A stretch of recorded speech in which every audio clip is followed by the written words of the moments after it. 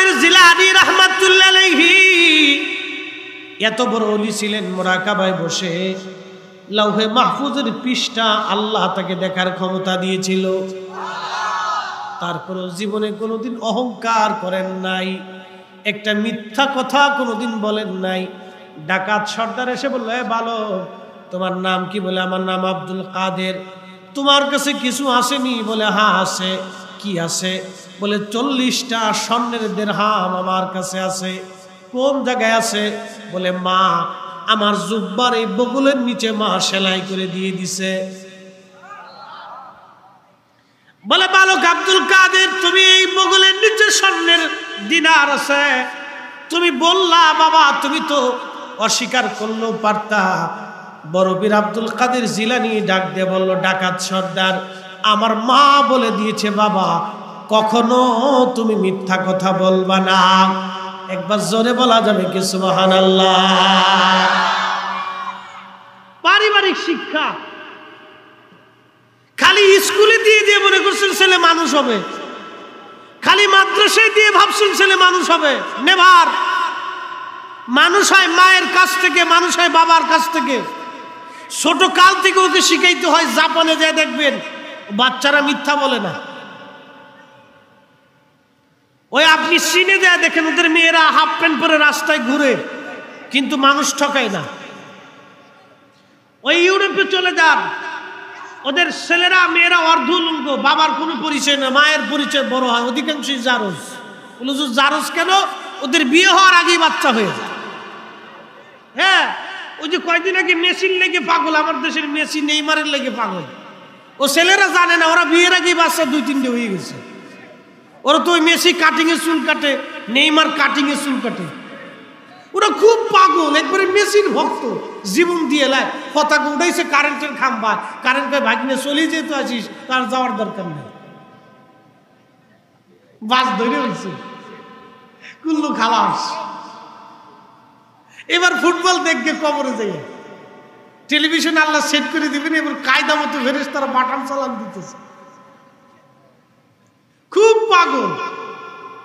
তো মেসি বিয়ে করার আগে 3টে হয়ে গেছে। বিয়ে করার আগে যদি বাচ্চা হয়, এটা হালাল না হারাম? বৈধ না অবৈধ? হালাল জাদা না হারাম জাদা? একবারে সহজ হিসাব। এবার যারা ভক্ত হয়েছে তারা খুব আইটে বইছে, ও যেমনি চুল কাটে অমনি কাটবে, অসুবিধা নেই, কাটেন কাটেন। যদি মনে করেন হেতার লোকে ব্যস্ত যাইবেন তো যান, অসুবিধা নেই।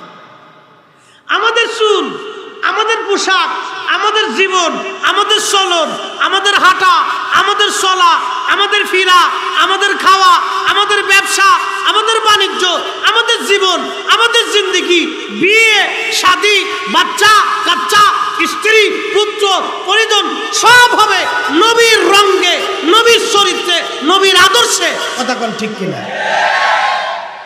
আমরা অন্য কিছু বুঝি। যদি রসুলের রঙে হয় তাহলে কোরআন কি বলতেছে দেখুন। এই কোরআনে আল্লাহ 40 জায়গায় আল্লাহ নামের পরে রসুল শব্দ ব্যবহার করছে। আসতে হয়ে গেল না, আরো জোরে বলবেন। কত জায়গা? 40 জায়গা। কত জায়গা? 40 জায়গা আল্লাহ ব্যবহার করছে। আল্লাহ মানার পরে নবী মানতে হবে, আল্লাহ মানার পরে নবী মানতে হবে। যেখানে আতিউল্লাহ সেখানে আতিউর রসুল, যেখানে আল্লাহর উপর ঈমান লিতুমিনু বিল্লাহ সেখানে ওয়া রাসূলিহি, আল্লাহর উপর ঈমান আনার পরে নবীর উপর ঈমান, আল্লাহ মানার পরে নবী মানা, আল্লাহ ভালোবাসার পরে নবী ভালোবাসা, এই আল্লাহর জন্য জীবন দেওয়ার পরে নবীর জন্য জীবন দেওয়া। যত আয়াতে আল্লাহ বলেছেন সব আয়াতের সারমর্ম আল্লাহ এক আয়াতে দিয়ে বলছেন, মাইয়ুতির রাসূলা ফাকাদ আতা আল্লাহ। আমার নবীর ইত্তেবা হলেই আমি আল্লাহর ইত্তেবা হয়, আমার নবী মানা হলে আমি আল্লাহ মানা হয়ে যাই। আমাদের দেশে একদল আছে না আহলে কুরআন, আছে না? এরা কোরআন মানি আর কিচ্ছু মানি। কথা খুব সুন্দর, যুক্তি মাশাআল্লাহ মুসুদকা, খুব সুন্দর যুক্তি, বলে কোরআন মানি আর কিচ্ছু মানি। মুসলমানের চিন্তা তো কোরআন তো মানতেই হবে। যুক্তি কত সুন্দর, কোরআন তো মানতেই হবে। তো কোরআন মানি আর কিচ্ছু মানে, নবীর হাদিস মানে। আর আল্লাহ কোরআনে বলতেছে শুধু আমি আল্লাহ মানলে হবে না, আমি আল্লাহ মানতে হলে আগে নবী মাইনে আসতে হবে। আসতে ঠিক কেন, জোরে বলেন। আল্লাহ মানতে হলে আগে নবী মানতেই হবে, আল্লাহ পাইতে হলে নবী আগে পাইতে হবে, আল্লাহর গোলামির আগে নবীর গোলামি আগে করতে হবে, হইলে আল্লাহ মানা হয়। কি মানা হয়? আল্লাহ মানা হয়। আল্লাহ মানার আগে নবী মানতে হবে, আল্লাহ পাওয়ার আগে নবী পাইতে হবে। আল্লাহর ভালোবাসা নিতে হলে নবীর ভালোবাসা আগে নিতে হবে। আল্লাহর ইত্তেবা অনুসরণ করার আগে নবী দেখে দেখে অনুসরণ করবেন, আল্লাহর অনুসরণ হয়ে যাবে। যে নবী মানে সে আল্লাহ মানে, যে আল্লাহ মানতে চায় নবী না মাইনা সে আল্লাহ মানে না নবীও মানেন, এটা কাফের। কথা কোন ঠিক কিনা? নবী মানলে আল্লাহ মানা হয়ে যায়। ফায়সালা আমার না আল্লাহ, আমার না আল্লাহ। মাইয়ুতির রাসূলা ফাকাদ আতা আল্লাহ। এ বান্দা তুমি শোনো, আমি আল্লাহ মানতে হলে আমার নবী মেনে আসি। প্রিয় মুসলমান, এটা অনেক দামি কথা, অনেক বুঝের কথা। বাজান আমি আপনাদেরকে বলছিলাম এই পৃথিবী থেকে আগামী সময় আমরা চলে যাব, কত সময় আমরা বাঁচব কোনো গ্যারান্টি আমাদের জীবনে নাই। এই জন্য আমাদের উচিত যত সময় দুনিয়ার ভিতরে থাকা তত সময় আল্লাহ পাকের আইনের মধ্যে নিজেকে রাখা, আল্লাহ নবীর তরিকার মধ্যে নিজেকে নিবিষ্ট রাখা, আল্লাহ এবং রাসূলের পাকের বিধানের মধ্যে নিজেকে রাখা। কারণ আগামী সময়টা মরণ আসবে, চলে যাব আল্লাহর ডাকে। কখন মরণ আসবে আমরা কেউ বলতে পারি না। হে যুবক বন্ধু, অনেক যৌবনের শক্তি, বিরাট ক্ষমতা আপনার, অনেক শরীরের শক্তি, কিন্তু না, এই শক্তি আপনার চিরদিন থাকবে না। পৃথিবীর মধ্যে অন্যতম শ্রেষ্ঠ একজন সুন্দরী রূপসী নারী ছিলেন, তার নাম রানী দ্বিতীয় এলিজাবেথ। 70 বছর পর্যন্ত একজন নারীর কপালে একটা স্বর্ণের মুকুট শোভা পাইল, সেই মুকুটে একটা কোহিনূর হীরকখণ্ড শোভা পাইল। 70 বছর ধরে এই নারী দামি দামি খাবার খেয়েছে। 70 বছরের রানীগিরির মধ্যে খাবার খাওয়ার আগে তার খাবার এই ডাক্তাররা পরীক্ষা নিরীক্ষা করে দিত, খাবারে ফরমালিন আছে কিনা, পয়জন আছে কিনা, ঝামেলা আছে কিনা, খাবারে প্রোটিন আছে কিনা, খাবারের ভিতরে আপনার ওই কি বলে আপনার ভিটামিন আছে কিনা, বিষ আছে কিনা, খাবার স্বাস্থ্যসম্মত কিনা, প্রত্যেকটা খাবার পরীক্ষা নিরীক্ষা করে রানীকে খাওয়ানো হলো। আচ্ছা আপনারা বলেন, এত দামি, এত ফুল, এত ফল, এত দামি খাবার, পৃথিবীর শ্রেষ্ঠ শ্রেষ্ঠ খাবার খাওয়ার পরেও রানী এলিজাবেথের যৌবন কি ফিরে পাইল না? যৌবন হারা হয়ে গেল। এই বুঝে যান, এটাই হলো বুঝে যাওয়াটা জরুরি।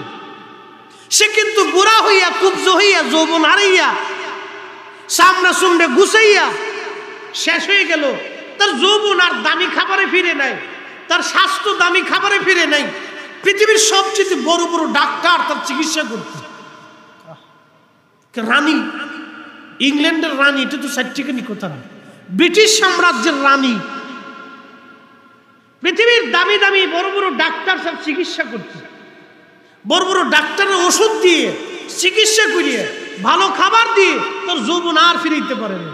আল্লাহি বিল্লাহি 40 বছর পার হওয়ার পর থেকে আপনার জীবনে যৌবনে ভাটা পড়তে থাকে। কত বছর? বলে দিয়ে যায়, যত ভালো খাবারই খান হেঁটা মার আসবে না, এটা শুধু লেজ হতে থাকে, কমতে থাকবে। চোখের পাওয়ার, দাঁতের পাওয়ার, জিহ্বার পাওয়ার, কানের পাওয়ার, হাতের পাওয়ার, অঙ্গ প্রত্যঙ্গের পাওয়ার, জীবনের পাওয়ার, যৌবনের পাওয়ার, রক্তের পাওয়ার, যত দিন যাবে তত ডিমোশন হতে থাকে। 40 বছর পর থেকে এটা ডিমোশন, এটা প্রমোশন নাই। 40 বছর পর থেকে এটা ডিমোশন, প্রমোশন নাই। তো যেই জীবনে প্রমোশন নাই, যেই জীবনের ভালো খাওয়ার পরে জীবন আর যৌবন ফিরে আসে না, শক্তি ফিরে আসে না, তাহলে এই দেহ এই স্বাস্থ্য জীবনের জন্য বেহুদা এই রিজিকের পারাপারি করিয়া অন্যের হক নষ্ট করে দিয়া হালাল হারাম বেশি খুশি না সরিয়া এই দুনিয়ার পিছনে দৌড়াইয়া 4 পয়সাও দাম নাই। কথা কোন ঠিক কিনা? বুদ্ধিমান তারাই যারা আল্লাহকে খুশি করে দুনিয়াকে লাথি মেরে কবরে যায়। প্রিয় মুসলমান, খুবই মনোযোগ দিয়ে কথাগুলি শুনে যাবেন। আল্লাহ রাব্বুল আলামিন কোরআন শরীফে বলেন, আল্লাযী খালাকাকা ফাসাওয়াকা ফাআদালাক। আল্লাযী খালাকাকা, যিনি তোমাকে সৃষ্টি করেছেন। বলেন, সৃষ্টি যিনি করলেন সেই মালিকের নাম কি? সে মালিকের নাম আল্লাহ। শুধু সৃষ্টি আল্লাহ করেন নাই, আল্লাহ বললেন আল্লাযী খালাকাকা ফাসাওয়াকা ফাআদালাক।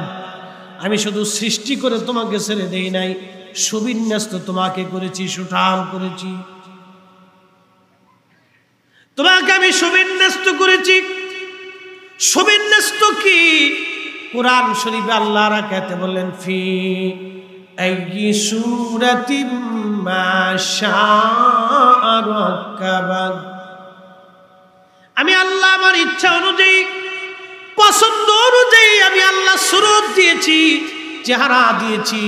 এখানে অনেক উলামায়ে কেরাম বসা, এখানে অনেক তোলামায়ে কেরাম বসা, এখানে অনেক মুরব্বানে কেরাম বসা, এখানে আমার অনেক কলিজার টুকরো যুবক ভাইরা বসা, পর্দার আড়ালে অনেক মা বোনেরা বসা। বলেন আপনারা, একজনের চেহারার সাথে আরেকজনের চেহারার কি কোনো মিল আছে? নাকের সাথে নাকের মিল আছে? চোখের সাথে কি চোখের মিল আছে? বলেন, আপনার আঙ্গুলের ছাপের সাথে আরেকজনের আঙ্গুলের ছাপের মিল আছে? আল্লাহু আকবার জোরে বলুন তো। না হয় না, একসাথে গলা ছেড়ে দিয়ে দূর হয়েছে না, আরো জোরে। আঙ্গুলের ছাপ, আঙ্গুলের ছাপ পৃথিবীর কারো ছাপের সাথে কারো ছাপের মিল নাই।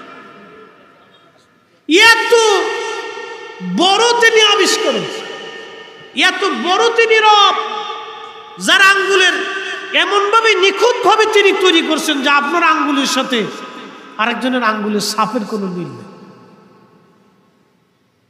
তাহলে এই নিখুঁত স্রষ্টা নাম কি? কোন সন্দেহ? নাস্তিকরা বলে আল্লাহ খোদা, ভগবান, গড, যিশু খ্রিস্ট কিচ্ছু নেই, মানে ওদের কোনো ধর্ম টর্ম নেই। ও আল্লাহ মানে না, ভগবানও না মানে না, ও যিশু মানে না, কিচ্ছু মানে। আমি সব ধর্মের কথাই বললাম, ও কোনো ধর্ম মানে। ওর বক্তব্য হলো সব প্রকৃতির মাধ্যমে চলে। তোরে জিজ্ঞেস করবেন যে তোর মার পেটে যে তুই আইছিস প্রকৃতির মাধ্যমে না তোর বাপের মাধ্যমে? কথা বুঝে যায়? কত বড় বিয়াক্কেল চিন্তা করে। ওদের যুক্তি হলো প্রকৃতির মাধ্যমে সব হয়, স্রষ্টা এটা কিছু না, সব প্রকৃতির মাধ্যমে হচ্ছে। তোকে জিজ্ঞেস করবেন, ভাই তো প্রকৃতির মাধ্যমে কি তুই জন্ম নিছিস নাকি? তোর বাপ ছাড়া তোর মায়ের গর্ভে তুই যাস নি, তোর বাপ লাগছে, মা লাগছে, তোর দুইজন লাগছে, দুইজনের মাধ্যমে আল্লাহ তুমি সৃষ্টি করছে। খলাকাল ইনসান মিন আলাক। আল্লাহ ওই তোমার বাবার নির্গত পানি, যেটাকে আমরা আরবিতে নুতফা বলা হয়, এই পানিটা তরল পদার্থ থেকে, এই পানির ভিতর থেকে না, পানির ভিতরে একটা কীট আছে, একটা ছোট্ট পোকা বলা হয়, শুক্রাণু বলা হয়। এই শুক্রাণু থেকে, এই কীট থেকে আমাকে আল্লাহ তৈরি করলেন। একসাথে বলা যাবে আল্লাহু আকবার। তিনি একমাত্র মালিক, যিনি ছোট্ট একটা শুক্রাণু, খালি চোখে দেখা যায় না, অনুবীক্ষণ যন্ত্র দিয়ে দেখা লাগে। এই ছোট্ট শুক্রাণু থেকে, এই কীট থেকে আল্লাহ পাক আপনাকে আমাকে তৈরি করলেন অস্তিত্ব দিয়ে। অস্তিত্বহীন ছিলাম, না ছিল আঙ্গুল, না ছিল চোখ, না ছিল স্বাস্থ্য, না ছিল সৌন্দর্য, না ছিল শক্তি। আল্লাহ আপনাকে আমাকে অস্তিত্বহীন থেকে অস্তিত্ব দিলেন। কেন? ওমা খলাকতুল জিন্না ওয়াল ইনসা ইল্লা লিয়াবুদুন। একমাত্র আমি আল্লাহর গোলামি করার জন্য, আমি মানুষ আর জিন দুইটা জাতিকে পৃথিবীতে পাঠাইছি। মানুষ দুনিয়াতে আসলো, মুয়াজ্জিন বলল হাইয়া আলাস সালাহ, বান্দা তখনও দোকানের ঝাপ বন্ধ করে নেই। মুয়াজ্জিন বলল হাইয়া আলাল ফালাহ, বান্দা তখনও মাঠে কাজ করে, তখন সে কাজ ছেড়ে দিয়ে মসজিদে আসে নাই। তার মানে বোঝা গেল আল্লাহ যে উদ্দেশ্যে বান্দাকে পাঠাইছে, বান্দা আল্লাহর উদ্দেশ্য পূরণ না করে ব্যর্থ হয়েছে। দুনিয়াতে যে ব্যর্থ হবে, কবরে সে ব্যর্থ হবে। দুনিয়াতে ব্যর্থ হওয়া যাবে না। আল্লাহর প্রত্যেকটা আইন আমাদেরকে অক্ষরে অক্ষরে মেনে যাওয়াই না মূল বুদ্ধিমানের কাজ। কথা বলেন ঠিক কিনা? আহা, যদি আমরা বুঝতাম। প্রিয় বন্ধুগণ, আল্লাহ বলেন আল্লাযী খালাকাকা ফাসাওয়াকা ফাআদালাকা ফি আইয়ি সূরাতিন মা শাআ রাক্কাবাক। কথাটা বুঝে যাওয়ার চেষ্টা করবেন। আল্লাহ বলেন সৃষ্টি করলাম, সুবিন্যস্ত করলাম, সুঠাম করলাম, নাকের জায়গায় নাক দিলাম, দাঁতের জায়গা দাঁত দিলাম। কিন্তু দেখেন দাঁত আল্লাহ দিলেন ধীরে ধীরে। যদি আল্লাহ ইচ্ছা করতেন মায়ের পেট থেকে আপনাকে 32টা দাঁত দিয়ে দুনিয়াতে পাঠাবেন, হাত দিলেন দাঁত দিলেন না, জিহ্বা দিলেন তখন দাঁত দিলেন না, চোখ দিলেন তখন দাঁত দিলেন না। কারণটা কি? যদি আল্লাহ ওই সময় আপনার দাঁত দিয়ে দুনিয়াতে পাঠান, তাহলে প্রত্যেকটা মার কষ্ট হতো। আমরা আমাদের অজান্তেই মারে কামড় দিতাম, মার ব্যথা পাইতো, মার অশান্তি লাগতো, মা কষ্ট পাইতো। কথা বলেন ঠিক কিনা? আল্লাহ দাঁত দিয়ে জন্ম দেন নাই, কি হিকমতওয়ালা একটু চিন্তা করেন তো, কি হিকমতওয়ালা আল্লাহ দাঁত দেন নাই। আল্লাহ ওই সময় মায়ের হৃদয়ের ভিতরে আপনার প্রতি এতটা দরদ আল্লাহ সৃষ্টি করে দিলেন। তার বাস্তবতা যদি আপনি দেখেন, আপনার বাড়িতে যদি গাভী থাকে, গাভীর একটা বাচ্চা হলো, এই বাচ্চাটাকে কোলে করে আপনি সারা বন্দর থানা দিয়ে ঘুরেন, নদী নাকি শীতলক্ষা নদীর মধ্যে যদি আপনি বাচ্চা নিয়ে ঝাঁপ দেন, ওই গাভীটা আপনার পিছনে পিছনে নদীর মধ্যে ঝাঁপায় পড়বে। কথা কন ঠিক কিনা? গাভী কি আপনার পাগল? তো কার পাগল? আপনার কোলে রাখা বাচ্চার পাগল। আর একটা গাভীর কলিজার ভিতরে যদি বাচ্চার প্রতি এত দরদ আল্লাহ দিয়ে দেয়, তো আপনার মায়ের কলিজার প্রতি আপনার জন্য আল্লাহ কি পরিমাণে দরদ দিয়ে দিচ্ছে। আসতে হয়ে গেল না? কিন্তু বড় হয়ে গেলে ছেলে মার কথা মনে থাকে না, ও কুত্তার চাইতেও খারাপ। আসতে ঠিক করলেন, জোরে কর। ও পালার চাইতে কুত্তা পালা ভালো ছিল। যেই ছেলে বড় হয়ে যাওয়ার পরে বাবা মার দিকে তাকায় না, বাবা মার খেদমত করে না, বাবা মারে বরদাস্ত করতে পারে না, ও কুত্তার চাইতেও নিকৃষ্ট। আরে কুত্তা তো 1000 গুণে ভালো, ও কুকুরের চাইতেও নিকৃষ্ট। কুকুর 1000 গুণে ভালো। কুকুরের একটা গুণ আছে, মনিব ভক্ত, ওরে খাবার দিবেন জীবন দিবে, বেঈমানি করে না। আর এই ছেলের পিছনে বাবা 40 বছর মেহনত করছে, মা 40 বছর ধরে পরিশ্রম করছে। এই ছেলে আজ মাকে ভুলে গেছে, বাবাকে ভুলে গেছে। আরে কুত্তা তো ওর চাইতে 1000 গুণে ভালো। কি কথা কয়? মানুষ হইতে পারে না। বাপ বুঝে যাওয়াটা জরুরি, বুঝে যাওয়াটা জরুরি। এই জন্য আল্লাহ কোরআনে বলছে আনিশ কুরলি, আমি আল্লাহর শুকর করি, বলি বলি দেই, এবং আমি আল্লাহর কৃতজ্ঞতা করার পরে তুমি তোমার বাবা মার প্রতি কৃতজ্ঞ হও। আমি আল্লাহর কৃতজ্ঞ হওয়ার পরে তুমি তোমার বাবা মার প্রতি কৃতজ্ঞ হও। কারণ তুমি যখন খাইতে পারতে না, তোমার মা তোমাকে খাওয়াইছে। তোমার যখন রুজি ছিল না, তোমার বাবা প্রচন্ড শীত গ্রীষ্ম বর্ষা উপেক্ষা করে, ঝড় আর তুফান বৃষ্টি বাদল উপেক্ষা করে তোমার জন্য রুজি করে নিয়ে আসছে। বাবার জীবনে অনেক বড় স্বপ্ন, ছেলে আমার বড় হবে, অনেক কিছু হবে, বড় হবে ছেলে আমার, সুন্দর সংসার হবে আমার।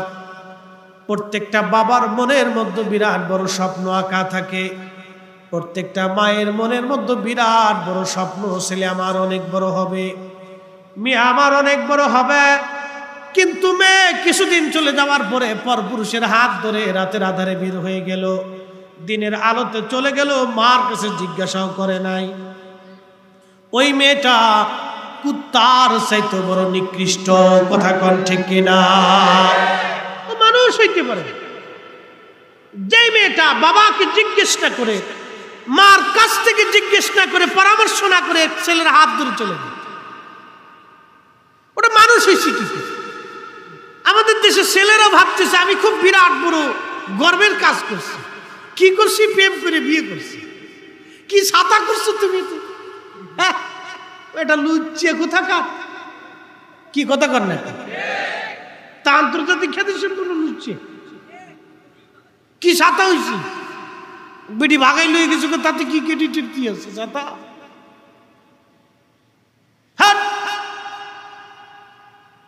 রাসূল করিম সাল্লাল্লাহু আলাইহি ওয়াসাল্লাম আম্মা জান খাদিজাতুল কুবরা রাসূলুল্লাহকে বিয়ের প্রস্তাব দিয়েছিলেন সরাসরি। শরম লজ্জা ফেলাইয়া আম্মা প্রস্তাব দিছে, ওগো মুহাম্মদ, আমি আমার জীবনের শেষ সময়টুকু আমি আপনার খেদমত করি, স্ত্রী হিসেবে কাটাইতে চাই, যদি আপনি কবুল করে নেন। না আসতে হয়ে গেল না? আরো জোরে বলবেন। আল্লাহ রাসূল একটা ভদ্রচিত জবাব দিয়েছিলেন, ওহে খাদিজা, আপনি মক্কার সম্ভ্রান্ত পরিবারের একজন ব্যক্তি, ধনী ব্যক্তিত্ব। আমার আব্বা নাই, কিন্তু আমার একজন অভিভাবক আছে, আমার চাচা। মারহাবা বলবেন না? আমরা ছেলেরা তো চাচা গুনি না, চাচারে তো মানুষই মনে করে না, কি কথা কর না? কিছু চাচা আছে আমার বাতিদারে বাতিদাই মনে করে। ঝামেলা সব দিকই আছে। বাতিদাকে ছেলের মতো দেখতে হবে, আর ভাতিজারা চাচাকে বাবার মতো দেখতে হবে। এটা ছিল রাসূলুল্লাহর চরিত্র। আল্লাহ রাসূল বললেন, আমার অভিভাবক আছে, আমার চাচা, আমি চাচার পরামর্শ ছাড়া আপনাকে কোনো সিদ্ধান্ত দেব না। সুবহানাল্লাহ, কি বাড়ি যাইয়া? এই কুরআন আমার রাসূলের একটা সার্টিফিকেট দিছে, কি? ওয়া ইন্নাকা লাআলা খুলুকিন আযীম। ও নবী, আপনি মহান চরিত্রের আধার, আপনি মহান চরিত্রের অধিকারী। আপনার মতো চরিত্রওয়ালা কখনো আসে নাই, আপনার মতো চরিত্রওয়ালা কখনো আর কোনো মায়ের গর্ভ থেকে আসবে না। একসাথে বলা যাবে আল্লাহু আকবার। ওই নবী কত বড় ইজ্জতওয়ালা, এই কোরআন তার রাসূলকে সার্টিফিকেট দিয়ে দিচ্ছে, আল্লাহর জবানের কালাম। আল্লাহ রাসূল বলতেছে, আমি চাচার পরামর্শ ছাড়া আপনাকে কোনো সিদ্ধান্ত দেব না। আর আমার দেশের নাস্তিকের বাচ্চা, ও বলে রাসূলুল্লাহ মরুভূমির ডাকাত ছিল আর অধিক বিয়ে করছে নবীজি তার কাম পিপাসা মিটানোর জন্য। ওই এই কথা বলাতে ওর একটা পরিচয় দিছে, এর একটা পরিচয় গোপন ছিল, এটাও প্রকাশ করে দিছে। কি প্রকাশ? ওর জন্ম জোরে জঙ্গলে, আতারে পাতারে, হোটেলে মোটেলে, পার্কের বেঞ্চে অবৈধভাবে শিয়াল কুত্তা যেভাবে জন্ম দেয়, ওর জন্মটা ওইরকমই হয়েছে। ওর পরিচয়টা গোপন ছিল, প্রকাশ করে দিছে যে আমার জন্মটা আতারে পাতারে হয়েছে, তোরা দেখ আমার জন্মটা ওই জোরে জঙ্গলে হয়েছে। এই ওর প্রকাশ করে দিছে। যিনি বিয়ে করার আগে মক্কার সম্ভ্রান্ত তাহেরা তাইয়্যিবা আম্মা জান খাদিজা কিন্তু কম সুন্দরী ছিলেন না। 40 বছর বয়স, রাসূল করিমের বয়স 25 বছর। আম্মা জান যতদিন জীবিত ছিলেন আল্লাহর নবী দ্বিতীয় বিবাহের চিন্তাও মগজ আনছেন না। আল্লাহু আকবার। তার মানে বুঝা গেল আম্মা জান দেখতেও সুন্দর ছিলেন, আম্মা জান চরিত্রও সুন্দর ছিলেন, আম্মা জান ব্যবহারও সুন্দর ছিলেন। আম্মা জান রাসূলুল্লাহ সাল্লাল্লাহু আলাইহি সাল্লামকে তার জীবনের সব কিছু দিয়ে ভালোবাসা নবীকে সব সময় মানে পরিপূর্ণ করে রাখতেন, ভালোবাসা দিয়ে রাসূলুল্লাহকে খুশি করতেন, খুশি রাখতেন। বিদায় কখনো আম্মা জান থাকা অবস্থায় আল্লাহর নবী দ্বিতীয় বিবাহের কল্পনাও কখনো করেন নাই। তার মানে বোঝা গেল এটা আম্মা জানের আরেক মহান চরিত্র। কি কথা বলেন, ঠিক কিনা? এত বড় চরিত্রওয়ালা সুন্দরী নারী রাসূলুল্লাহকে অফার দিতে বিয়ের জন্য। আল্লাহ রাসূল তখন আম্মা জান মক্কার সবচেয়ে বড় ধনী ছিলেন, ইচ্ছা করলে রাসূলুল্লাহ প্রস্তাবে রাজি হয়ে যেতে পারতেন, কিন্তু তিনি কি করলেন? বলে আমার চাচা আছে, মুরব্বীর পরামর্শ ছাড়া আমি কোনো সিদ্ধান্ত দিব না। আর আমার দেশের ছেলেরা ওইলি করতেছে ফাইসি রে, কি কথা কর না কা? বোঝা গেল আমাদেরকে আল্লাহর নবীর চরিত্র নিতে হবে, ঠিক কিনা? রাসূলুল্লাহর চরিত্র আমাদের ভিতরে নিতে হবে, বাচ্চাদেরকে শিখাইতো। প্রিয় মুসলমান, খুবই মনোযোগ দিয়ে শুনিয়া যান। যে কথাগুলি বলছিলাম, আল্লাহ সুবিন্যস্ত করলেন, সৌন্দর্য আল্লাহ পাক দিলেন, কিন্তু এই সৌন্দর্য চিরদিন আমাদের মাঝে থাকবে না, এটা হারিয়ে যাবে।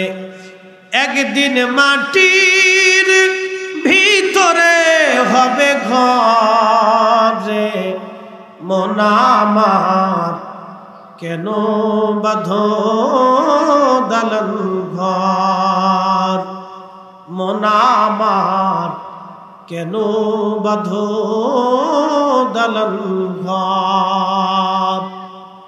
পৃথিবীর মধ্যে বিজ্ঞান এত কিছু আবিষ্কার করলো, কিন্তু আল্লাহর দেওয়া একটা চোখের মতো চোখ আবিষ্কার করে দিতে পারে নাই। কি কথা বলেন, ঠিক কিনা? পৃথিবীর একটা মেয়ে, তার নাম এলিসা, মার্কিন নাসা গবেষণার একজন সদস্য। এলিসা 17 বছর ধরে এই নারীটা চেষ্টা করতেছে মঙ্গল গ্রহে যাওয়ার জন্যে। তাকে আমেরিকান ওই যে কি বলে মহাকাশ গবেষণা সংস্থা, ওই সংস্থাটা তাকে 17 বছর ধরে তাকে তদারকি করতেছে। শর্ত হলো সে কোনো পুরুষের সাথে কোনোদিন মেলামেশা করতে পারবে না, শর্ত সে কোনোদিন বিয়ে করতে পারবে না, কোনো পুরুষের সাথে সে বন্ধুত্ব করতে পারবে না, কোনো পুরুষকে তার জীবনের সঙ্গী বানাইতে পারবে না, কোনো পুরুষের সাথে সে তার মিলনে তার নিজের কাম খায়েশ পুরা করতে পারবে না। এই শর্ত দিয়ে এলিসা মহাকাশ গবেষণায় নামলো। উদ্দেশ্য একটা, সে মঙ্গল গ্রহে যাবে, সে তার বিশ্ব রেকর্ডের নাম লেখাবে। কিন্তু মঙ্গল গ্রহে গেলে এলিসা আর কোনোদিন ফিরে আসবে না। মঙ্গল গ্রহটা এত দূর, এত পরিমাণে দূর, একটা মহাকাশ যন্ত্র রকেট যখন মঙ্গল গ্রহে যাবে, যেতে যেতে তার জ্বালানি শেষ হয়ে যাবে, আর সে কখনো ফিরে আসবে না। এলিসা সিগনেচার দিল, হ্যাঁ আমি জীবন দিতে প্রস্তুত, আমার যৌবন দিতে প্রস্তুত, আমার জীবনের সব সুখ, আল্লাহ আনন্দ বেদনা সব আমি এখানে দিয়ে গেলাম। উদ্দেশ্য একটাই, মঙ্গল গ্রহ বিজয় করবে এলিসা। একটা নারী মঙ্গল গ্রহ বিজয় করার স্বপ্নে যদি মাতোয়ারা হয়, এ মুসলমান এলিসা 17 বছর ধরে চেষ্টা করে। আপনি আল্লাহ পাওয়ার জন্য মাত্র 40টা রাত আপনি চেষ্টা করেন। একটা মেয়ে 17 বছর চেষ্টা করতেছে, সে কোনো পুরুষের সঙ্গী হবে না, কোনো পুরুষের সাথে সে মিলন করবে না, বিয়ে করবে না, বাচ্চা নিবে না, কিচ্ছু না। সে নাসার সাথে, মহাকাশ গবেষণা সংস্থার সাথে সে কন্ট্যাক্ট করল। 17 বছর ধরে তাকে তৈরি করা হচ্ছে। তার বয়স 17 বছর ধরে তাকে তৈরি করা হচ্ছে। কেন? মঙ্গল গ্রহ বিজয় করবে। আরে মানুষ যদি মঙ্গল গ্রহে যাওয়ার জন্য তার জীবনে সব দিতে পারে, আপনি মুসলিম, আল্লাহ পাওয়ার জন্য, রসুল পাওয়ার জন্য আপনি 40টা রাত, 40টা দিন আপনি মুরাকাবায় চলে যান, 40টা রাতের জন্য আপনি ইতিকাফে চলে যান, 40টা দিনের জন্য আপনি ইতিকাফে চলে যান, আল্লাহর ঘরে 5 ওয়াক্ত নামাজে তাহাজ্জুদে জিকিরে ফিকিরে কাটান। আল্লাহি বিল্লাহি 40 দিন পরে আপনার জীবন পরিবর্তন হবে, আপনার অন্তর পরিবর্তন হবে, আপনার দিন সংশোধন হয়ে যাবে। কিন্তু মানুষ তা করে না। যদি 40 দিন পর্যন্ত আপনি কাজগুলি করতে পারেন, আপনার জীবনে একটা কাজ হবে। বলে কাজ কি উপকার হবে আমি আপনাদেরকে শোনাই। রসুলের দরবারে একজন সাহাবী ছিলেন, তার নাম হযরত হারেস। কি লাভ হবে শোনাই।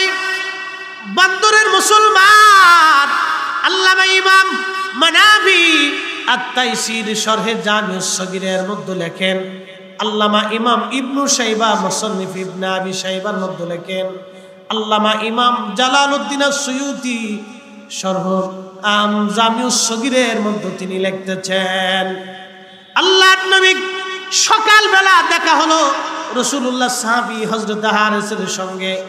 নবী জিজ্ঞেস করলেন, হারেস সকালবেলা তোমার কেমন কাটে? হযরত হারেস বলেন, ইয়া রাসূলুল্লাহ আমার পরিপূর্ণ ঈমান ও ইয়াকিনের সাথে সকালবেলা কাটে। আল্লাহর নবী ডাক দিলেন, হারেস প্রত্যেকটা হাকিকতেরও হাকিকত আছে, প্রত্যেকটা মারিফতেরও মারিফত আছে, প্রত্যেকটা ভেদেরও ভেদ আছে, প্রত্যেক গোপনেরও গোপন আছে। ওরে হারিস তোমার ঈমানের গোপনীয়তা কি? তোমার ঈমানের হাকিকত কি? তোমার ঈমানের মারিফত কি? হযরত হারিস বললেন, কান্নি আনজুরু ইলা আরশি রাব্বি বারিজান। ইয়া রাসূলুল্লাহ আমি আপনার সামনে দাঁড়াইয়া আল্লাহ পাকের আরশে মুআল্লা পরিষ্কার মতো আমি হারেস দেখতে পাই। একবার জোরে বলা যাবে কি আল্লাহু আকবার? এই কোরআনের গুণ, রাসূলুল্লাহ সাহাবাতের গুণে, প্রেমের গুণে কোরআনটাকে রাসূলকে তারা কলিজার ভিতরে এমন ভাবে গেঁথে নিয়েছিলেন যে আল্লাহ দিলের পর্দাটাকে খুলে দিলেন। আরে এলিসা 17 বছর ধরে চেষ্টা করতেছে মঙ্গল গ্রহে যাবে, রকেট দিয়ে নাসা থেকে তৈরি করতেছে। আর আমার রাসূলুল্লাহ সাল্লাল্লাহু আলাইহি সাল্লাম উম্মতকে সামনে বসাইয়া নামাজে, জিকিরে, ফিকিরে, এক সময় যে মানুষ ডাকাতি করত, দিনে দুপুরে খুন করত, একজন সাহাবী 8 জন কন্যা সন্তানকে জীবন্ত কবর দিল। হাই হাই হাই হাই, সেই মানুষটা রাসূলুল্লাহ সোহবতে বৈশা দুনিয়ার সেরা মানুষ হয়ে গেল। আবু যর গিফারি দিনে দুপুরে ডাকাতি করত, সে আবু যর গিফারি দুনিয়ার লাথি মেরে দিয়ে একাকী মদিনাতে কাটাইল, মরুভূমিতে কাটাইল। সাহাবে کرام এসে নালিশ দিল, ইয়া রাসূলুল্লাহ আবু যর গিফারি শুধু একা একা থাকে, আমাদের সাহাবীদের মজলিসে আসে না। নবী বলেন তাকে একা থাকতে দাও, সে একাই থাকবে, একাই মারা যাবে, কিন্তু তার জানাজায় বহু মানুষ আসবে। আসতে হয়ে গেল না? আর একটু জোরে বলবেন। আবু যর গিফারি যেই দিন মারা যায় সেই দিন তার স্ত্রী এবং সে একা মরুভূমির মরুদ্যানের ভিতরে, সৌদি আরবের মরুভূমির ভিতরে মরুদ্যানে সে একা একটা জুব্বাতে সে সারা জীবন কাটাই দিচ্ছে। কল্পনা করতে পারবেন যারা ডাকাতি করে খাইত, গিফারি বংশের মানুষ ডাকাতি করত। আমাদের এই সুনামগঞ্জে রাষ্ট্রপতির এলাকায় গেছি, এক এলাকায় মাহফিল, লোকেরা বললো হুজুর ওই সারা গ্রাম হলো চোরের গ্রাম। বলে কারণ কি? বলে সারা গ্রামের মানুষ চুরি করে। বুঝতে পারছেন? চোরের গ্রাম মানে সারা ওই গ্রামের মানুষই তাদের পেশায় চুরি করে। তো গিফারি বংশের মানুষ হলো ডাকাতি করত, তাদের বংশই ছিল ডাকাতির বংশ। কিন্তু রাসূলুল্লাহ সোহবতে আইসা তারা ডাকাতি, চুরি, খুন, খারাপি, রাহাজানি সব ছেড়ে দিয়ে তারা স্বর্ণের মানুষ হয়ে গেল, যুগের শ্রেষ্ঠ মানুষ হয়ে গেল। একসাথে বলা যাবে না আল্লাহু আকবার? তো চেষ্টা করলে কি আমরা মানুষ হইতে পারি না? আমি নবী না মানিলাম কি যে ভুল করিলাম, আমি নবী না চিনিলাম কি যে ভুল করিলাম, ভস্মে ঢালিলাম ঘি মানুষ হইয়া ভবেতে আসিয়া, মানুষের করিলাম কি, মানুষ হইয়া ভবেতে আসিয়া, মানুষের করিলাম কি। জবান খুলে মোহাম্মতে আওয়াজ তুলে দুরূদ শরীফ পড়ি, আল্লাহুম্মা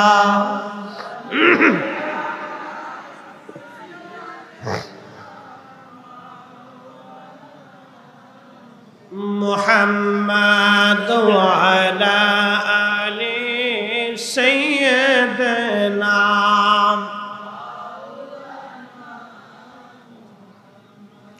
আপনাদের বুঝি কষ্ট হয়? বেশি না, আর মাত্র আধা ঘন্টার সময় আমাকে দিবেন, পারবেন না ইনশাল্লাহ? আগে 15 মিনিট দেন, খুব মনোযোগ দিন। হযরত আবু যর গিফারি রাদিয়াল্লাহু আনহু মারা যাবে, এমন সময় স্ত্রী কাঁদতেছিল। হযরত আবু যর বললেন, বিবি হে, কি জন্য তুমি কাঁদো? বলি, আর কি জন্য আমি কাঁদি হে স্বামী আমার? আমি কাঁদতেছি স্বামী, আপনি এখন মরণ যন্ত্রণায়, মৃত্যুর সন্ধিক্ষণে অসুস্থ হয়ে পড়েছেন। আপনি আমার উরুর উপরে মাথা রেখে শুয়ে আছেন, একটা জুব্বায় সারা জীবন আপনি কাটাইলেন। এই মরুভূমির ভিতরে আমি আর আপনি আর কেউ নাই, খেয়ে না খেয়ে আপনার সঙ্গী হিসেবে সারা জীবন আমি কাটাইলাম। স্বামী গো, আপনি আজ মারা যাবেন, আমি কাঁদি দুঃখে। আপনার জানাজা কে পড়াবে? আপনাকে কে দাফন কাফন আজ দিবে? কারণ আমি মহিলা মানুষ, আমার একার পক্ষে এগুলি সম্ভব হবে না। আবু যর গিফারি একটা জবাব দিয়ে বলল, বিবি রে, চিন্তা করো না, আমি আমার মাসদুকের কাছ থেকে, আমি আমার মাহবুবের কাছ থেকে শুনেছি, আল্লাহ রসুল আমাকে দোয়া করে বলেছিলেন, আবু যর, তুমি একাই থাকবা, একাই মারা যাবা, কিন্তু তোমার জানাজায় বহু মানুষ হাজির হয়ে যাবে। বিবি, আমি মারা গেলে জানাজায় বহু মানুষ আসবে। আল্লাহ রসুল বহু বছর আগে বলেছে, রসুলুল্লাহর কথা কখনো মিথ্যা হবে না। একবার জোরে বলা যাবে কি আল্লাহু আকবার? আল্লাহ রসুলের কথা কখনো মিথ্যা হবে না। রসুল যেটা বলেছে এটাই হবে। তুমি একটু টিলার উপরে যায় দেখো কোনো কাফেলা আসে কিনা। যদি আসে তো বুঝবা আমার বিদায়ের সময় ঘনে গেছে, আর যদি না আসে তাহলে বুঝবা আমি মারা যাচ্ছি না। দূর হয়েছে না? আরো জোরে, আর একটু জোরে। কিয়ামত, হাসর নাসর, কবর, দুনিয়া, আখিরাত, আসমানের উপরে নিচে, পৃথিবীর সপ্ত জমিনের নিচে উপরে, অতীত বর্তমান ভবিষ্যৎ, হাজির গায়েব যে কোনো বিষয়ে, জান্নাত আর জাহান্নাম, দেখা আর অদেখা, উপস্থিত অনুপস্থিত কোন বিষয়ে রাসূলুল্লাহ সাহাবায়ে কিরামকে প্রশ্ন করলে, সাহাবীরা তোমরা কি এটা জানো? সাহাবীরা একটা জবাব দিতেন। এটা মুতাওয়াতির পর্যায়ের বর্ণনা, কত সাহাবী থেকে হাদিস আসছে তার হিসাব নাই। সাহাবীরা একটা জবাব দিতেন, আল্লাহু ওয়া রাসূলুহু আলাম, আল্লাহ এবং তার রাসূল ভালো জানে। আল্লাহ জানে, নবী জানে, আল্লাহ জানে, নবী জানে, আল্লাহ জানে, নবী জানে। আমরাও বিশ্বাস করি আল্লাহ জানে, নবী জানে। মানে আপনি যদি শিরিক করেন তো আসেন, সাহাবী উল্টেই দেন, আপনার সাথে আমার কোনো ঝগড়া নেই। আসেন, ঝগড়া করে কি করবেন? হয় আপনি ঠিক নেই, সাহাবী ঠিক। যদি বলেন সাহাবী ঠিক, তাহলে আপনি বেঠিক। আর যদি বলেন আপনি বেঠিক, সাহাবী ঠিক, তাহলে আমরা হকের উপরে আছি। কোনো ঝগড়া করে লাভ নেই। আল্লাহ রাসূলুহু আলাম। বুখারী বলেন, ৮৬টা বলেন, আমার ঘরে ৩৮টা হাদিসের কিতাব আছে। আমি সব কটা কিতাব থেকে একবারে কয়েকশো হাদিস দেখাবো। এরকম কয়েকশো হাদিস দেখাবো যে কয়েকশো সাহাবী তারা রাসূলুল্লাহ সাল্লাল্লাহু আলাইহি ওয়াসাল্লামের দরবারে বলছেন, আল্লাহ রাসূলুহু আলাম, আল্লাহ জানে, নবী জানে, আল্লাহ জানে, নবী জানে। একসাথে বলা যাবে আল্লাহু আকবার। আল্লাহর পরে যিনি জানে তিনি কে? কথা বলেন, আল্লাহর পরে যিনি জানে তিনি কে? আল্লাহর পরে যাকে মানতে হবে তিনি কে? আল্লাহর পরে যার উপর ঈমান আনতে হবে তিনি কে? আল্লাহর পরে যাকে ভালোবাসতে হবে তিনি কে? আল্লাহর পরে যার জন্য জীবন দিতে হবে তিনি কে? আল্লাহর পরে যাকে মানতে হবে তিনি কে? আল্লাহর পরে যার গোলামি করতে হবে তিনি কে? এক কথাই তো শেষ। এটি নিয়ে ঝগড়া করার কিচ্ছু না, আমাদের বুঝের। প্রিয় মুসলমান, কষ্ট হচ্ছে আপনাদের? বুঝতে কোনো অসুবিধা? বুঝে তারপরে বুঝাটা জরুরি। কোরআন আমার সামনে, অনেক আয়াত, অনেক কথাই কোরআনে। আল্লাহু আকবার, সারা জীবন ওয়াজ করলে শেষ হবে। আলিফ লাম মিম ইয়াসিন তাহা নূন, আলিফ লাম রা, কাফ হা ইয়া আইন সাদ। যত আয়াত আছে হারফে মুকাত্তা, মুসাব্বা, আল্লাহ ছাড়া এর কোনো অর্থ কেউ জানে না, কিন্তু আল্লাহর পরে যিনি জানেন তিনি নবী। একসাথে বলা যাবে সুবহানাল্লাহ। আল্লাহর পরে যিনি জানেন তিনি কে? আলিফ লাম মিম।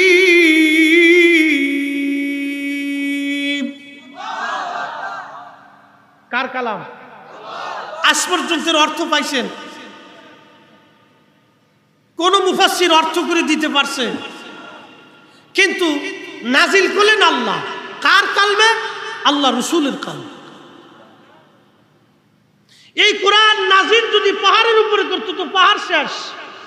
সেই কোরআন আল্লাহ তার রাসূলুল্লাহর কালবের উপরে নাজিল করছেন। কি আসতে হয়ে গেল কেন, জোরে বলেন। তাহলে আল্লাহ রসুলের কাল কি পরিমাণে মজবুত ছিল একটু চিন্তা করেন তো। ওটাকে কিভাবে আল্লাহ তৈরি করছিলেন। পাহাড় সহ্য হবে না। মাউন্ট এভারেস্ট 29,000 ফিট, পৃথিবীর সবচেয়ে বড় পাহাড়। আল্লাহর কালামের ওজন সহ্য করার ক্ষমতা তার নাই। কিন্তু এই কালাম 23 বছরের জীবনে 22,000 বার জিবরাইলের আগমনে 114টি সূরা 6,666 আয়াত রাসূলুল্লাহর কলবে আল্লাহ নাযিল করেছে। তো রাসূলের কলব কি পরিমাণে মজবুত হতে পারে? আপনি কি করে সেই রাসূলকে নিজের মতো ভাবেন? আপনার তো বোঝা উচিত, ঝগড়ার তো বিষয় নেই। আপনাকে বুঝে নিতে। আপনি কি করে সেই রাসূলকে নিজের মতো ভাবেন, নিজেকে রাসূলুল্লাহর মতো ভাবেন? আপনাকে বুঝে যেত না। প্রিয় ভাই, হয়তো বুঝের ভুল হতে পারে, স্বাভাবিক হতেই পারে। মানুষ মাত্র, আমারও ভুল হচ্ছে। আমি কি সব জানলাওয়ালা? কখনোই না। আমাদের জীবনে অনেক ভুল আছে, সংশোধন করে দেওয়াটা আমাদের দায়িত্ব। দুউ ইলা সাবিলি রাব্বিকা বিল হিকমাতি ওয়াল মাউইজাতিল হাসানা। উদউ ইলা, তোমরা আল্লাহর দিকে, আল্লাহর পথে মানুষকে ডাকো সুন্দর শব্দমালা দিয়ে, হিকমত ভালোবাসা দিয়ে মানুষকে আল্লাহর দিকে ডাকো। মুহতারাম, আমার কোনো ভাইয়ের ভুল হতে পারে, সংশোধন করে নেওয়াটা জরুরি। প্রিয় উপস্থিতি, একটা কথা বোঝা উচিত। আপনি যেই পীরের মুরিদ হন, রাসূল আমাদের কয়জন? আপনি যেই পীরের মুরিদ হন, কুরআন আমাদের কয়টা? এটা বুঝে আটটুসির জন্য আলাদা সিস্টেম করা আছে, সরমনের জন্য আলাদা করা, সরসিনার জন্য আলাদা, এই জৈনপুরীদের জন্য আলাদা, হ্যাঁ, মসলকে আলা হযরতের জন্য আলাদা, সবার একটাই। কয়টা? মরা গরু মনে আটটুসির জন্য হালাল, সরমনের জন্য খালি হারাম। মরা গরু সবার জন্যই হারাম। আল্লাহর নামে যেটা জবাই হবে এটা সবার জন্য হালাল, গায়রুল্লাহর নামে যেটা জবাই হবে এটা সবার জন্যই হারাম। কি কথা বলেন, ঠিক কিনা? এটাই শিরোশিষ্ট। আমাদের এটা বুঝে যাওয়াটা জরুরি, মানাটা হলো জরুরি। কেউ যদি মানে সে ঠিক, কেউ যদি না মানে তাহলে যেই পীরের কাছে যাক সে বেটি। কি কথা কর না কেন? সে যেই পীরের কাছে যাক সে বেটি, এটি সত্য। আমি কি আর আপনি কি? প্রিয় মুসলমান, আসেন লম্বা কথা বাড়াবো না, কথাগুলি বলে দিয়ে যায়। সাহাবী রাসূলুল্লাহর দরবারে থেকে বলেন, ইয়া রাসূলুল্লাহ, আমি আপনার সামনে থেকে ক্ষুধার আরশ আমি প্রকাশ্যভাবে দেখতে পাই। এরপরে সাহাবী বলেন, কাআন্নী আনজুরু ইলা আহলিল জান্নাহ, ওগো নবীজি আমি জান্নাত দেখতে পাই। ইয়াতাজাওয়ারুনা ফিহা, ওই জান্নাতের ভিতরে জান্নাতীরা মুলাকাত করে। আমি সাহাবী নবী আপনার সামনে দাঁড়ায় দেখতে পাই। একবার জোরে বলা যাবে কি সুবহানাল্লাহ? তার মানে সাহাবীরা স্বর্ণের মানুষ হয়ে গিয়েছিলেন রাসূলের দরবারে থেকে বাজানো। ওই এলিসা একজন নারী 17 বছর ধরে মঙ্গল গ্রহে যাওয়ার জন্য, যদি 17 বছরের জীবন সে এইভাবে চেষ্টা করতে পারে, তাহলে আল্লাহ পাওয়ার জন্য আপনি যদি 17 মাস চেষ্টা করেন, তাহলে ঘরের ভিতরে বসে আপনি মক্কা মদিনা দেখার সুযোগ হয়ে যাবে। কথা কোন ঠিক কিনা? হ্যাঁ, হয়ে যাবে। আমি আপনি যদি একটানা চেষ্টা করি হয়ে যাবে। তবলিগালারা 40 দিনের সিল্লা দেয় না? দেয়নি? এই 40 দিনের একটা গুরুত্ব আছে। যদিও রাসূলুল্লাহ সাল্লাল্লাহু আলাইহি সাল্লামের কোন সাহাবী পদ্ধতিতে দেন নাই আমরা জানি, কিন্তু একটা গুরুত্ব আছে। বলে কি গুরুত্ব? তারা 40 দিনের জন্য মানুষকে কেন নিয়ত করা, এর পিছনে একটা রহস্য আছে। রহস্যটা হলো, এই 40 দিন যখন একজন ব্যক্তি মসজিদে কাজে, নামাজে, ফিকিরে, জিকিরে, ইবাদতে থাকে, তাহলে 40 দিনের ভিতরে তার ভিতরে একটা পরিবর্তন আসে। কি আসে? পরিবর্তন আসে। তার মহাব্বত বাড়ে, মসজিদের প্রতি তার মহাব্বত বাড়ে। পিছনে হেকমত আছে, হেকমত আছে। ওনাদের হেকমতে কাজ করছে, করতে পারেন, এটা তার ফাংশন, ওটা আমার ফাংশন না। কিন্তু এইরকম আল্লাহর ওলিরা আগের জমানাতে আপন পীর মুর্শিদের কাছে তারা বছরের পর বছর তালিম তরবিয়ত নিতেন। খাজা মঈনুদ্দিন চিশতি আজমেরি সেঞ্জুরি একবারে দাতাগঞ্জ বক্সের মাজারে এরকম 40 দিন চিল্লা দিছিলেন। 40 দিন মুরাকাবা, মুশাহাদা, মুহাসাবা, জিকিরে, ফিকিরে, ইবাদতে কাটতে কাটতে কাটতে কাটতে কাটতে কাটতে 40 দিন পরে দাতাগঞ্জ বক্স রহমাতুল্লাহ আলাইহি মাজার শরীফ থেকে ডাক দিলেন, হে খাজা মঈনুদ্দিন চিশতি, আমি তোমাকে হিন্দের জন্য কবুল করলাম, তুমি হিন্দুস্তানে যে আল্লাহর কালেমার পতাকা উড়াই দাও। আসতে হয়ে গেল কেন? আরো জোরে বলেন। এটারও দাম আছে, এটা আলাদা বিদ্যা। অতএব আপনি নিজেরটা বড় করে আর একটা ছোট করে দেখবেন, এটা কিন্তু ঠিক না, এটা ঠিক না, এগুলো অন্যায়। এগুলি সামঞ্জস্যতা আমরা না করতে পেরে আজকে গুতাগুতি লাগছে, ফাড়াফাড়ি লাগছে আজকে, বুঝতে পারছেন? ও মনে করে এটা বেদাতি, হে মনে করে এটা বেদাতি। আমার মিলাদ নিয়ে ঝগড়া। আচ্ছা, মিলাদে কি আমরা নাচি? নাচি তো কি করি?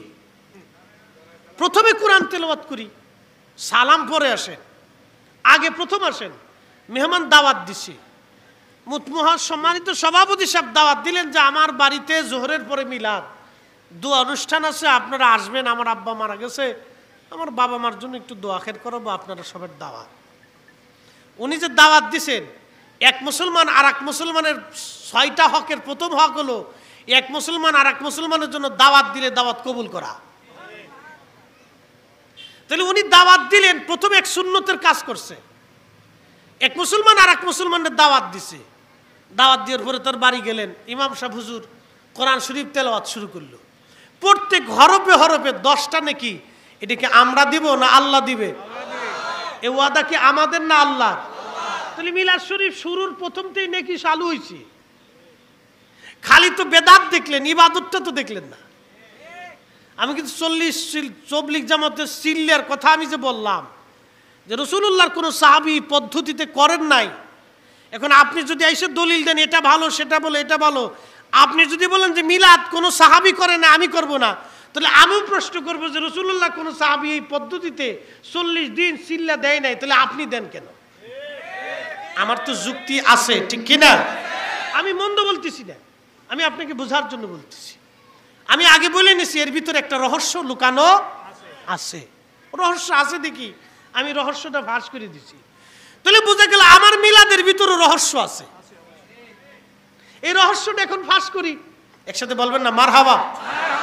কি রহস্য? প্রথমে দাওয়াত, একটা সুন্নত আদায় হলো। দ্বিতীয় কোরআন শরীফ তেলাওয়াত, এখানে নেকি হয়ে গেল। তৃতীয় নবীর দুরূদ শরীফ চালু হলো, এক এক দুরুদে 10টা নেকি, 10টা গুনাহ মাফ হলো, 10টা বার আল্লাহ বান্দার দিকে রহমতের নজরে তাকাইল। নেকি আছে না ভাই? তো করার দরকার আসেনি আপনাদের? এই কোরআন কি বলতেছে দেখেন, এই কোরআন বলতেছে ফামান ইয়ামাল মিসকালা যাররাতিন খায়রান ইয়ারা। তুমি যদি অনুপরিমাণ, অনু চিনেন কিনা? সরিষার দানা, তারও ছোট, আরো ছোট। কেমন ছোট? শীতকালে দেখবেন ওই বেড়ার ফাঁকা দিয়ে, টিনের বেড়ার ফাঁকা দিয়ে আলো আসে, সকালবেলা ওই আলোতে দেখবেন ধুলাবালি উড়তে থাকে, দেখা যায় না? এই ছোট্ট ছোট্ট কণা অনু, এটাকে অনু বলা হয়। এই অনুপরিমাণ নেক কাজ যদি তুমি করো, এই কোরআনে আল্লাহ বলতেছেন, তাহলে আমি আল্লাহ তোমাকে তার প্রতিদান দিয়ে দিব। তাহলে মিলাদে প্রথম হলো দাওয়াত, দাওয়াতে একটা নেকি হলো। এরপরে কোরআন তেলাওয়াত, এখানে নেকি হলো। এরপরে দুরূদ শরীফ, এখানেও নেকি হলো। এরপরে কিছু সময় জিকির হয়, এখানেও নেকি হলো। এরপরে উলামায়ে কেরাম কিছু সময় ওয়াজ নসিহত করে, তালিম তরবিয়ত, এখানেও নেকি হলো। সুবহানাল্লাহ বলবেন না? নেকি আসেনি? কথা কর না কেন? নেকি আসেনি? এটারও রহস্য আছে। খামাখা ঢালাও ভাবে একভাবে বলে দিয়ে সমাজে ফিতনা ফাসাদ বাঁধানোটা এটা খুব খারাপ কাজ, এগুলো ঠিক না। আমাদের আলেমদের দায়িত্ব এটা না, আমাদের আলেমদের দায়িত্ব হলো মানুষকে বুঝানো, আমাদের কাজ হলো ইসলাহ করে দেওয়া, সংশোধন করে দেওয়া। আপনি যদি ভাবেন যে আপনি ঠিক আর আমি বেঠিক, তাহলে আর হইল না। আমি যদি ভাবি যে আমি ঠিক ওটা বেঠিক, তাহলে আর হইল না ভাই। এই সমস্যার আর কোনোদিন সমাধান হবে না। এরপরে আমরা কি করি, দাঁড়ায় নবীকে সালাম দিই, এইটা নিয়ে লাগছে সারা দেশে ঝগড়া। এই দাঁড়ানকে নবী আসে নাকি, নবী দেখে নাকি, নবী আইলো নাকি, এই নানান ফেসাল। আচ্ছা, দাঁড়ানোর জন্য কি নবী আসা শর্ত? না, দাঁড়ানোর জন্য রসুল আসা শর্ত না। যে রসুল আইলেন আর আমি দাঁড়াইলাম, নবী আইলেন না আর আমি বসে রইলাম, বিষয়টা এরকম না। আমরা দাঁড়াই একটা কারণে, এরও হাকিকত আছে, এরও রহস্য আছে। বলে হুজুর রহস্যটা কি? আপনাদেরকে একটা প্রশ্ন করি, জবাব দিবেন। এখান থেকে কাবা শরীফ ৬০০০ মাইল দূর। কাবা শরীফ আপনি দেখেন না, কিন্তু কাবা শরীফের দিকে এই এখানকার একজন মুসলমান, একটা ছোট্ট বাচ্চাও আধা পাগল যে, সে কিন্তু কাবার দিকে মুখ করিয়ে পেশাব করে না। কথা ঠিক কিনা? কারো বাড়ির খাট কিন্তু কাবার দিকে পা দিয়ে ঘুমানোর কোনো সিস্টেম নাই। যদি জিজ্ঞেস করি কারণ কি, বলে ওদিকে কাবা। বলে কাবা কেন? ওটা আল্লাহর ঘর। মারহাবা কর। কার ঘর? আপনি সম্মান করছেন কাকে? আল্লাহকে। ঘরকে না। ঘর হলো একটা উদ্দেশ্য, ঘর আল্লাহর। ঘর সম্মান করার কারণে ইজ্জত হয়েছে আল্লাহর। আমি আরো বুঝাই, কার কালাম? এটা কি আল্লাহর কালাম? না না, এটা মলাট।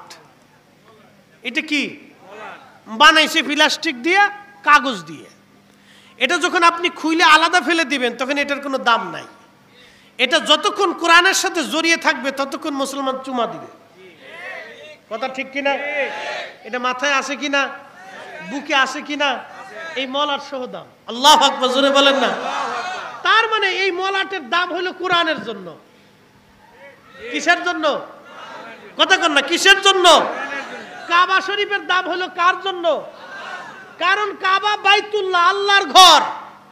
আর আমার রসুল হলো হাবিবুল্লাহ, আল্লাহর বন্ধু। ঘরের দাম বেশি না বন্ধুর দাম বেশি? এই বুঝে গেছেন আজকে। ঘরকে যদি না দেখে তাজিম করে আপনার জন্য দুরুস্ত হয়, তো বন্ধুকে না দেখে তাজিম করা আরো দুরুস্ত। এই জন্য বন্ধু আসা লাগবে না, বন্ধু দেখা লাগবে না। নবীর সালাম যখন আসবে, ইমানদারের দায়িত্ব, মুহিব্বিনদের দায়িত্ব, ওই সময় আর বসে থাকা না। এই জন্য আপনারা আকাবিররা বসে থাকতেন না, তারা দাঁড়াইতেন। মারহাবা বলা যাবে না? এটা একটা রহস্য। তা আপনি যদি শুধু নেগেটিভ চিন্তা করেন, তো আপনাকে পজিটিভ বোঝানো যাবে না। কথা ঠিক কিনা? আপনি যদি মনে করেন যে না, আমি ফরিদি সাহেবদের সাথে ঝগড়া করবই, তো আমিও আপনার সাথে ঝগড়া করতে পারি, আপনিও আমার সাথে করতে পারেন। সারাদিন ঝগড়া হবে, কিন্তু মীমাংসা হবে না। কথা ঠিক কিনা? মীমাংসা করতে হলে কি হইতে হবে? দুইজনের মনের সাথে মনের মিল হইতে হবে। স্বামী স্ত্রী ঝগড়া হয় না ভাই? খালি আপনাদেরও হয় না, আমরারও হয়? সবারই হয়। খালিও এদেশের সবচেয়ে বড় সাইকেল হাদিসের বাজ্যে দেখেন কে হেতরও লেগে গেছে। বিরাট যুদ্ধ। বাইতুল মুকাররমের মসজিদের খতিব সব বাদ গেছে না। যা বলেন বিরাট বড় পিসা বুঝো, যা দেখেন গে ঠুয়াঠুই লেগে গেছে ঘরের ভিতরে। আম্মাজান এই দুঃখিত হযরত ফাতিমাতুজ জাহরা, উনার সাথে আলী রাদিয়াল্লাহু তাআলার একদিন বিরাট ঝগড়া হয়েছে। ওনাদের ঝগড়া কিন্তু কোনো আইব ধরা যাবে না, ওনাদের ঝগড়ার ভিতর রহমত ছিল, এটা আলাদা ফাংশন। তো ঝগড়াটা কি মনোমালিন্য হয়েছে। তো হযরত আলী মনটা খারাপ করে মসজিদে নববীতে এসে মাটির মধ্যে শুয়ে রয়েছে। আল্লাহ রসুল ঘরের মধ্যে যায়, দেখে আলী কই? বলে আব্বাজান, আপনারা আলীরে একটু মন্দ মন্দ বলছি, সে রাগ করে চলে গেছে। তো আল্লাহ রসুল ফাতেমা রাদিয়াল্লাহু আনহাকে রাগ করতেছেন। ফাতেমা, করছো কি?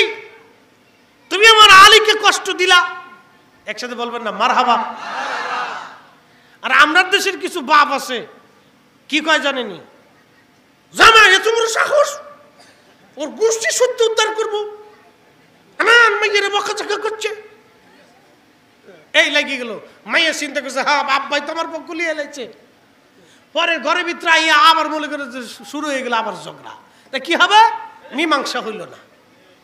তখন ওই মুরব্বীর উচিত ছিল মেয়ের, আমার জামাই এটা আমার ছেলের মতো, জামার সামনে মেয়ের ধমক দিলে জামার মনটা নরম হয়ে যাবে, ঘা শ্বশুর তো আমার পক্ষে আছে।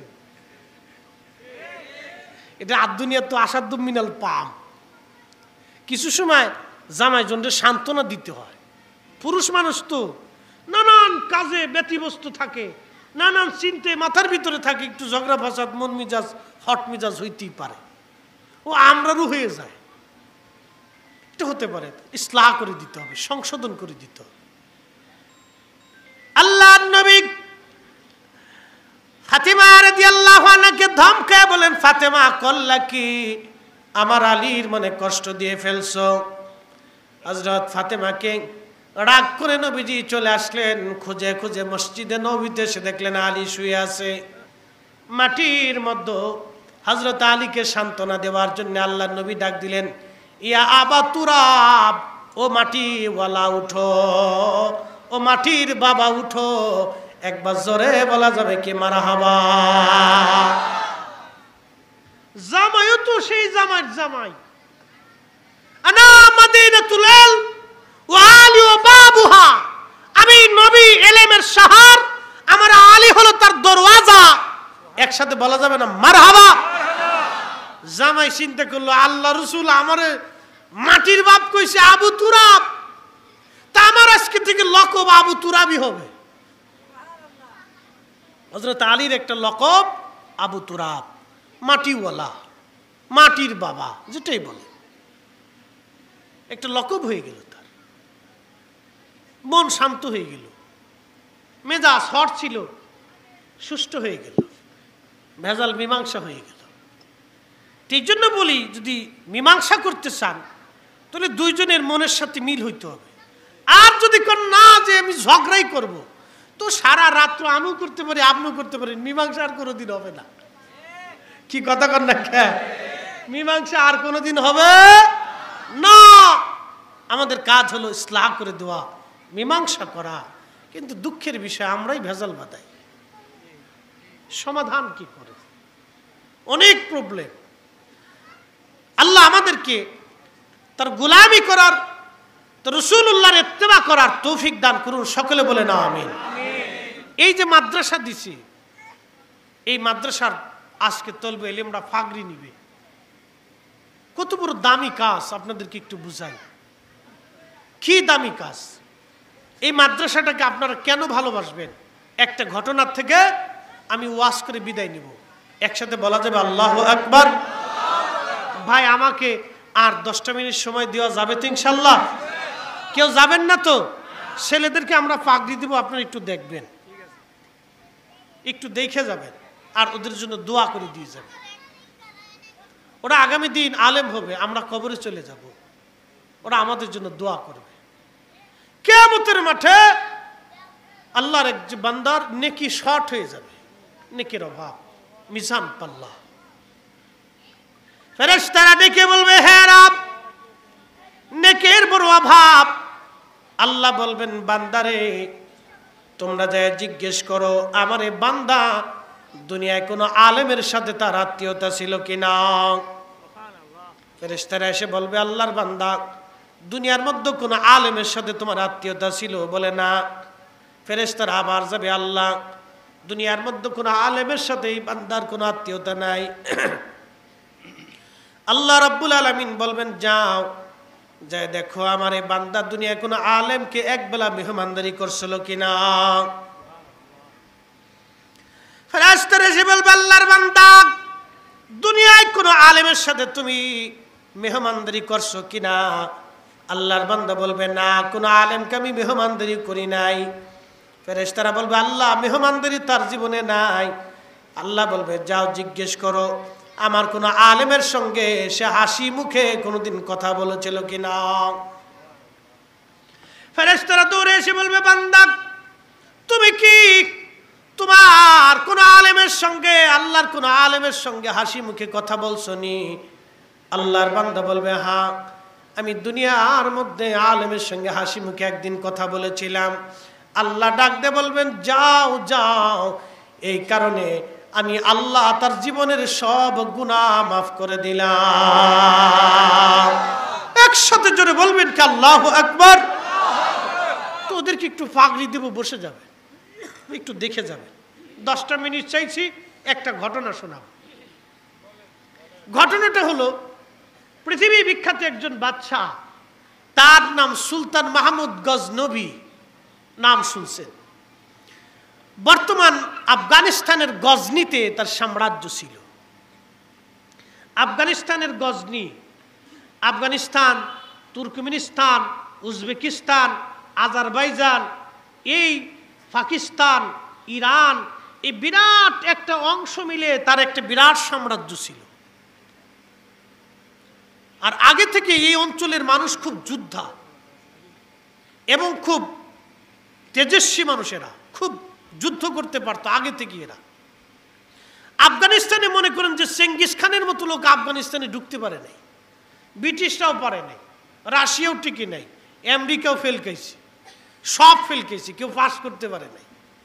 ও দেশের মানুষ প্রাকৃতিক মাধ্যমে ওই সিচুয়েশনে, পাহাড়ি অঞ্চলের মানুষ খুব কষ্ট সহিষ্ণু, এরা আগে থেকে খুব শক্ত হৃদয়ের মানুষ। তো সুলতান মাহমুদ গজনবী শক্ত হৃদয়ের মানুষ হলে কি হবে? তারা ধর্মপ্রিয়, খুব ধর্মভীরু।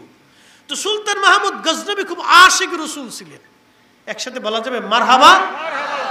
মদিনাতে গেছে উনি, মদিনায় যাইয়া সিরা কাপড় পরিয়ে উনি ওই পানির মশক নিয়ে সারা মসজিদে নবীর মুসল্লিদেরকে পানি খাওয়াইতেছে। তো একজন লোক দেখে চিনতে বলতেছে, আপনি কি সুলতান মাহমুদ গজনবী না?